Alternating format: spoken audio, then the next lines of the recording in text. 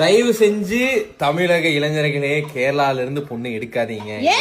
எடுத்தா ஒண்ணு சக்க வேணுங்கிறா, அது வேணுங்கிறா, இது வேணுங்கிறா. நான் எங்க போய் இங்க இங்க எங்கடி மரமா இருக்கு, நான் போய் இது இப்ப எங்க இருந்து கிடைச்சிச்சு? இது பழமுதிர்ல இருந்து வாங்கிட்டு வந்தேன். ஆமா, எங்க அப்படி நீ வாங்கி தரணும். அதுக்கு தானே கல்யாணம் பண்ணிருக்கேன். கல்யாணம் பண்ணா என்ன ஒரு மனுஷன் இந்த ஏதோ சொல்வதெல்லாம் உண்மை இல்லைன்னா, நீங்க என்ன மேடம் சாப்பிடுவீங்க? சோறு தானே சாப்பிடுவீங்க.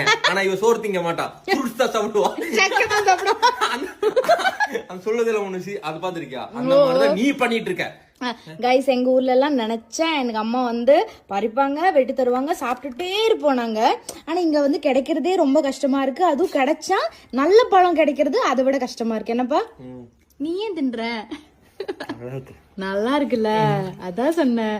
கைஸ், நான் வந்து அடுத்த மாசம் எங்க வீட்டுக்கு போவேன். அப்ப நான் வந்து சக்கை புழுக்கு, சக்கை வரட்டியது, சக்கை புழுங்கியது, சக்கை வந்து அடை, சக்கை புட்டு எல்லாமே நான் சாப்பிடுவேன். நான் அதுக்காக உங்க வீட்டுல உங்க அம்மா பார்க்க போல தின்றக்கு போறேன்.